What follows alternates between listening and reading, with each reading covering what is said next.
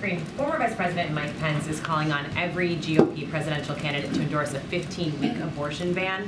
In what ways does this administration expect that abortion access and reproductive rights would be targeted if Republicans take control of the White House? So I just want to be really mindful, as I was just asked about the Hatch Act. I'm not going to comment on any specific Republican candidate here or anything that's related to 2024. What I can speak to easily is more broadly, and we've seen it. You've heard me at the top talk about how this president and the vice president is going to continue to fight for fundamental rights as we see it when it comes to reproductive rights, when it comes to having access and women being able to make a decision on their own body, to have that conversation with doctors. That's something that the president's going to and the vice president's going to continue to fight on. As it relates to just more broadly here, to your question about the 15-week or 12 weeks, whatever it is, look, we have seen from Americans, majority of Americans, who do not want politicians making their health care decisions for them. That's been clear. We've seen that in majority of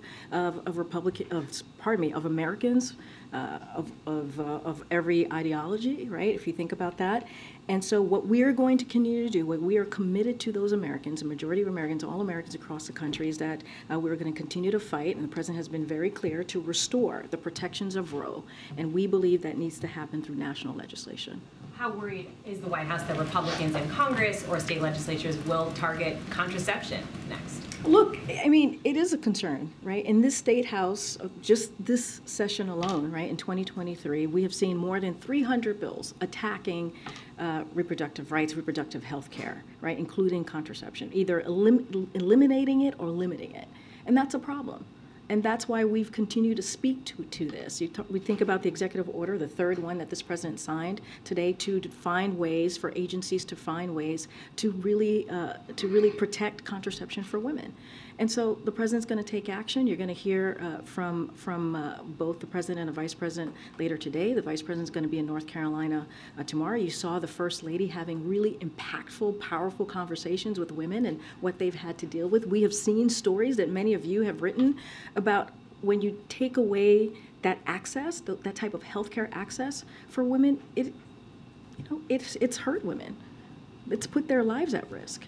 Literally put their lives at risk. This is what we have seen this past year with these really extreme pieces of legislation. So the president and the vice president are going to continue to be very, very clear about this. They're going to continue to fight for those fundamental rights and continue to call on Congress to restore order. Just quickly on the executive action, largely symbolic. I mean, are you at the end of the line here when it comes to what you can do without steps from Congress? So let me just make clear, I do want to speak about that a little bit. It builds on the progress that we believe that we have made already in expanding contraception access for women.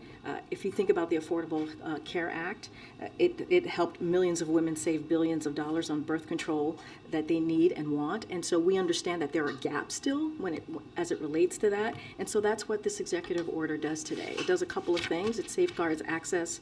It's strengthening access to affordable, high-quality contraception and family planning services. It increases contraception options. It lowers out-of-pocket costs. It maximizes contraception through access through the following ways: insurance coverage for those covered under the Affordable Care Act, as I just mentioned, Medicaid, Medicare, federal funded health care programs, including community health centers, and also Title X clinics, and the Indian Health Service, public education targeted at employees, college students, veterans, and service members. So we don't believe this is symbolic. We believe that this is another step to really deal with this gap that we're seeing across the country, and to do everything that we can to continue to fight for fundamental rights.